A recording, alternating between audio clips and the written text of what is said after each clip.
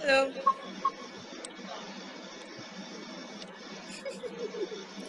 Hello. How far? Why are you laughing? Does it Don't freeze? worry, I'll tell you later.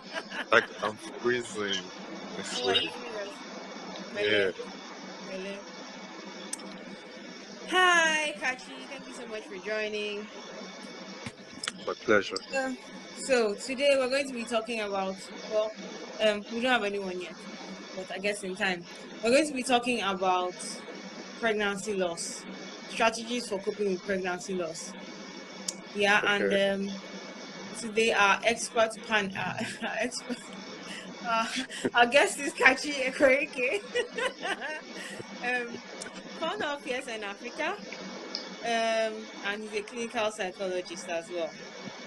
So, tell us more about yourself. Abiodun has come in. I know you've had people ask you that question millions of times, but just for the benefit of those who don't know you, say more Kachi. Okay. So yeah, I'm Kachi. I'm a clinical psychologist. Um, I swear this is like the hardest question ever. Like trying to introduce yourself. I mean, I'm a clinical Okay, psychologist. What else? what do you do? Um, Tell us what PSN Africa does. Tell us what oh yeah. inspired you to start up PSN Africa. Tell us what you've seen. You know. Oh yeah. Okay. So PSN Africa is an organization that basically is set up to help women who are depressed after childbirth, women who suffer postpartum depression. So essentially, we do this by educating women so that they know what postpartum depression is, because not many women understand what postpartum depression is. And then we screen them for postpartum depression. And when we find that they show significant symptoms of depression, we connect them to therapists who help them for free. So, I mean, I started PSN Africa in 2015 out of a need, a personal one, actually. So I had a relative who suffered postpartum psychosis, and I was looking everywhere to try and help her, and I found nowhere. And the family were not even very supportive. I mean, even though a lot of them were educated, they really did not understand what was happening, and they actually thought it was spiritual. So, I mean, I got really frustrated with that, and I began thinking, I mean, how come no one is doing something about this? And I just thought to do something about it. I mean, considering the fact that I had a degree in psychology, I put together this intervention program, and yeah, that's how PSN Africa started. So beyond just supporting women who get depressed after childbirth, our focus have gradually also shifted to women who experience perinatal loss, so women who experience miscarriages, women who have experienced stillbirth, because we feel like no one is also looking out for them. They suffer postpartum depression without having the baby, and I think that's even more heartbreaking. So I'm glad that you decided to have this conversation about this, and hopefully this helps someone know how to deal with the loss and also know how to provide support for women who might be struggling. So, just getting to the meat of this, can you give a mom who's had, perinatal loss, some strategies for coping? Can you give us Yeah. advice on what a mom can do? Yeah, Well, on how. so I feel like it might be important to help mothers understand what they're actually experiencing when they lose a baby, because understanding these emotions is the first step to understand to figuring out how to deal with it. So mothers who lose, I mean, women who lose their babies oftentimes experience sadness and grief. You find them weeping uncontrollably sometimes. I mean, and that's well documented. A lot of people talk about the sadness that comes with losing a child. But a lot of women also deal with guilt, which is something that we don't talk about often. So you find mothers blaming themselves for the loss.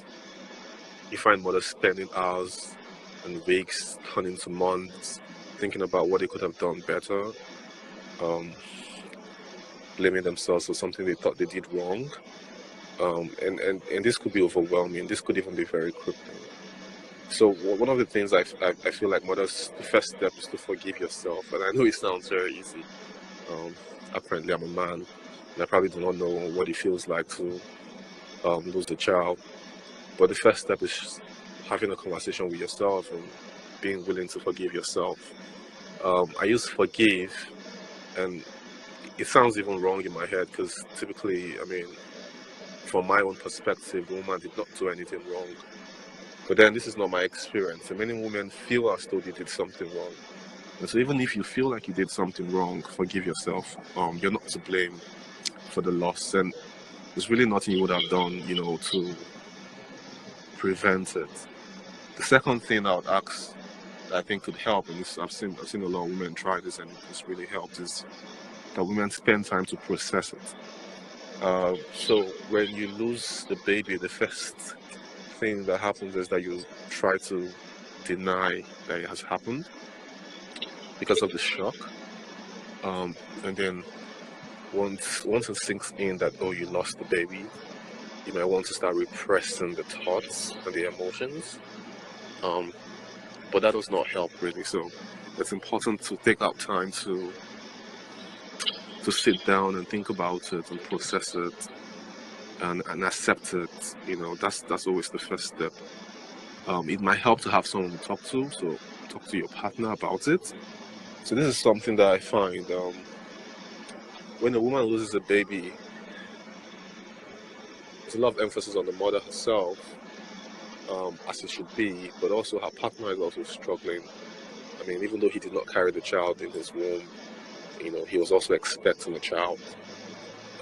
And so speaking to your partner about it, understanding how he's also doing, talking about how you're also doing, how it's making you feel, could really help. I mean, it helps lift the weight off your shoulders. Helps lift the body that you might be feeling on your chest. So talking about it with your spouse is important. Another thing that you can do,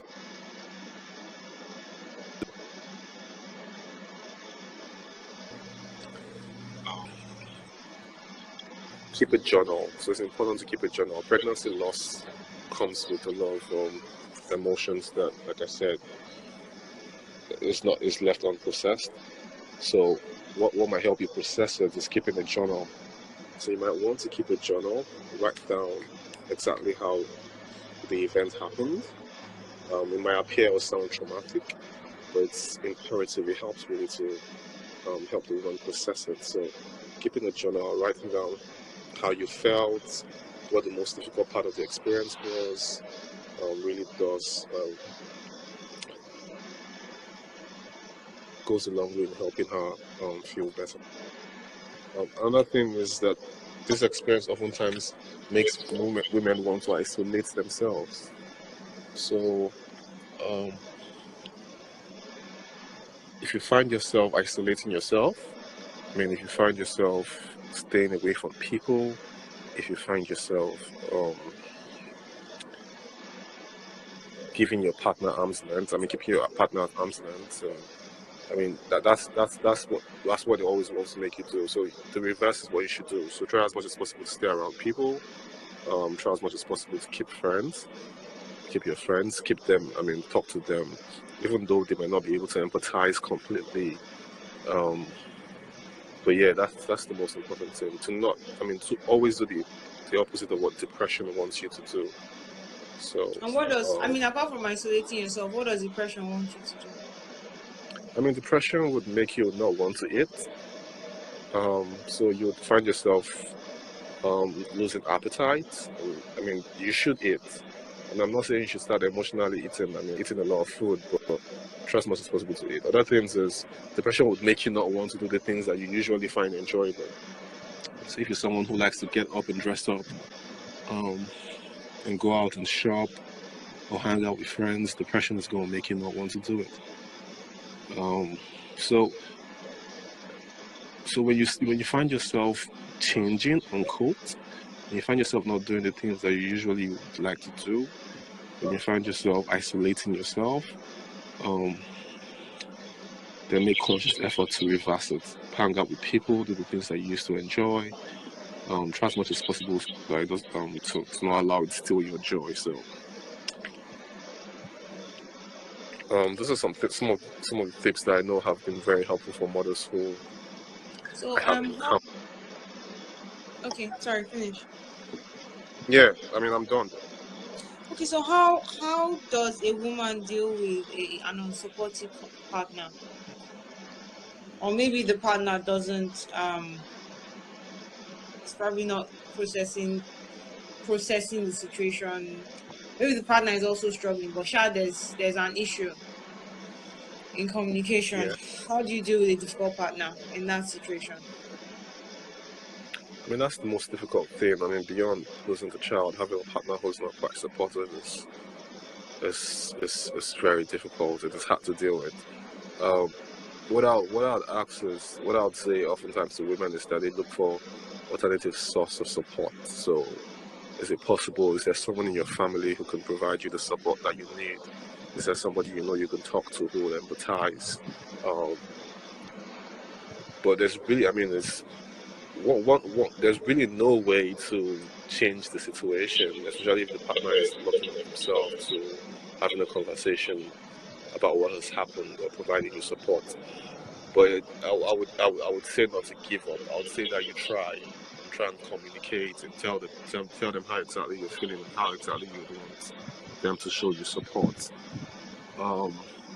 Also bearing in mind that they themselves might be struggling. So one thing that I know helps, I mean, it helped one of the mothers I have worked with, is speaking to the loss of the man, speaking to his own loss. So telling him how you understand that he's struggling, you understand how he was looking forward to the baby, trying to empathize with his situation will probably force him to empathize with you, because it will probably have him thinking about, oh, she's trying to be strong for me when I should be strong for her. And what happens is that both partners become strong for themselves. This is not to say that it always happens that way. So if you find that your partner is not being supportive, try and look out for social support from somewhere else. Speak to a friend, keep people around. Although sadly people do not know how to empathize in this situation, so you often find them being very sympathetic and or sometimes just even being outright insensitive and telling you to snap out of it and get your things together. But asking you what you did. Yeah. Trying to make you feel guilty, even more guilty, and asking you what you did, what you could have done better, how did it happen, why did you let it happen? Or even making even insensitive remarks like, oh, I mean, God took the baby, or the baby is in heaven, and God needed an angel. Well, things like that are really just thoughtless. Could really be upsetting, but to not take yourself away from people, because you'll need all the support you can get to go through it.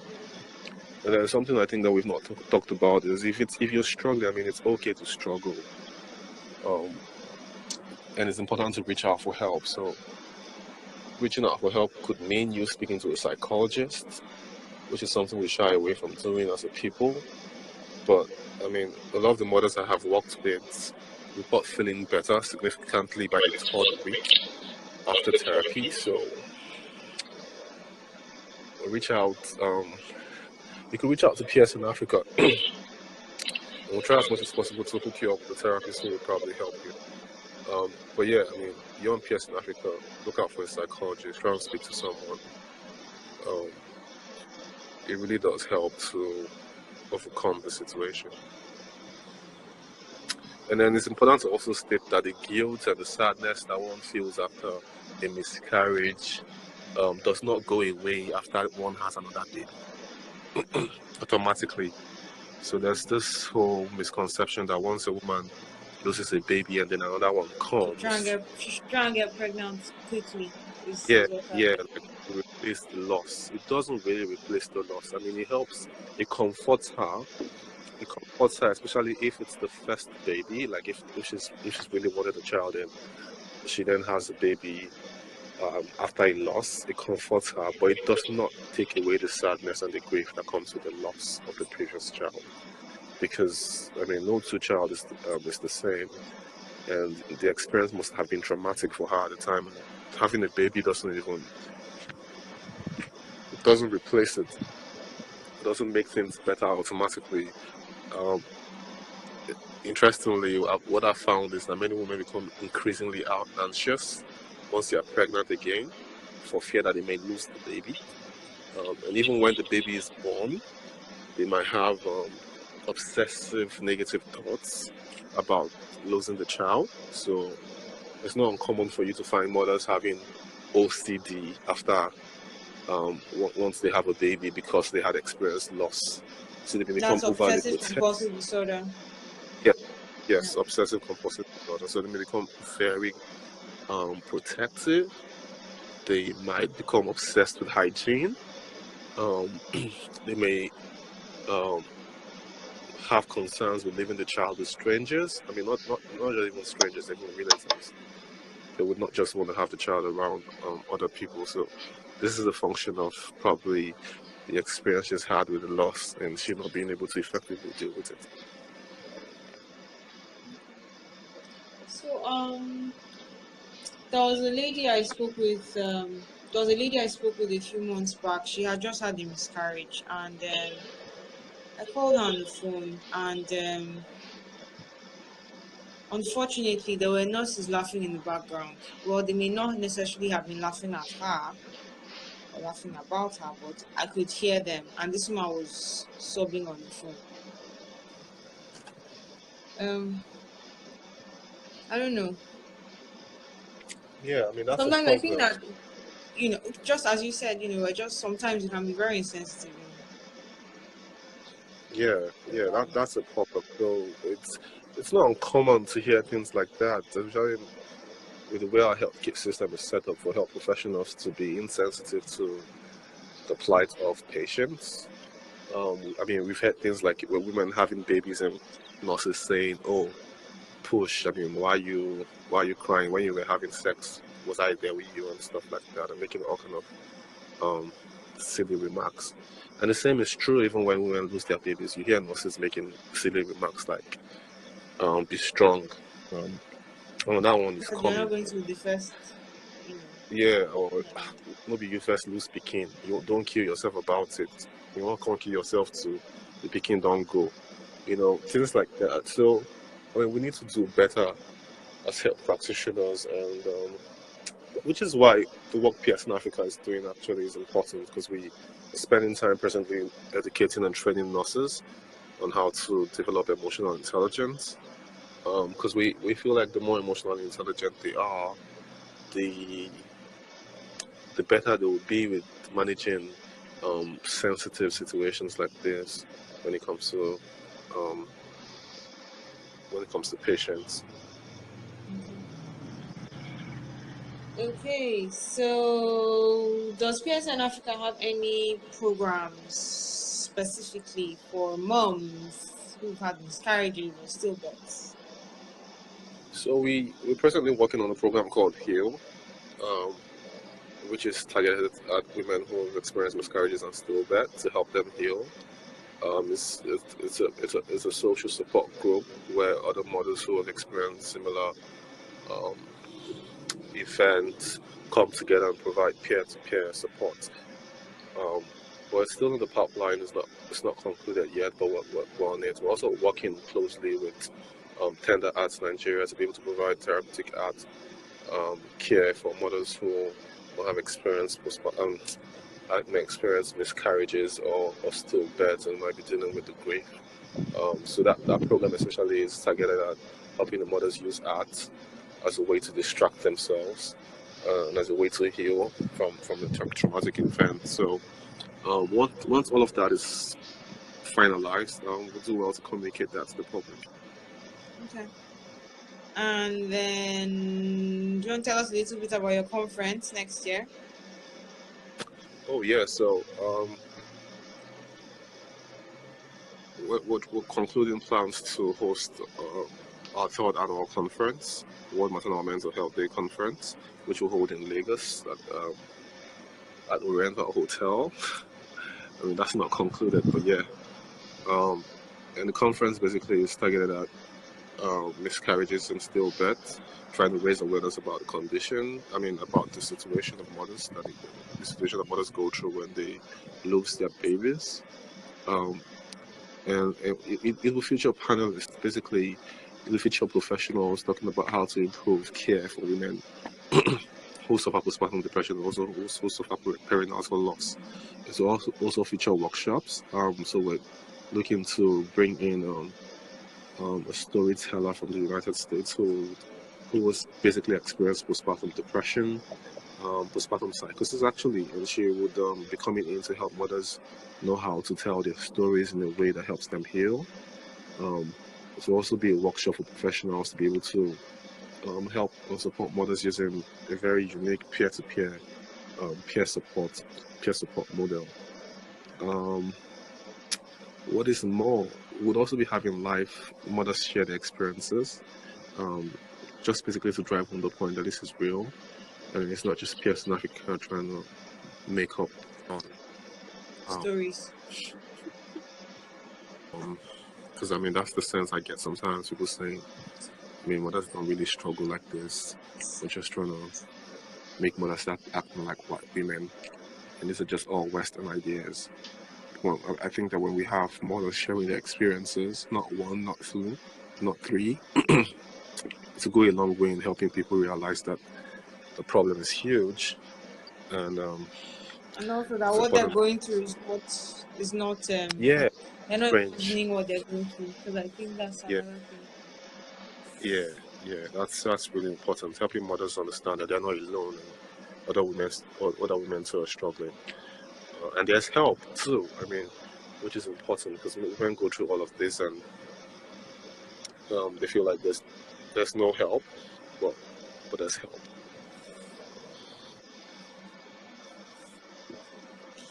Alrighty. Thank you so much for your time, Kachi. Thank you, IJ. Thank you for giving. Sorry. So thank you for giving voice to this problem, and providing a platform to educate women about what the men going through. Thank you guys for all the good work that you do. So everyone, I'm going to more or less summarize everything Kachi has said in the post, and this will be available as a replay for 24 hours, and then also be transferred after that to YouTube. Thank you everyone, and wishing you a good week next week. Okay, Kachi, thank you so much. All right, bye. Bye.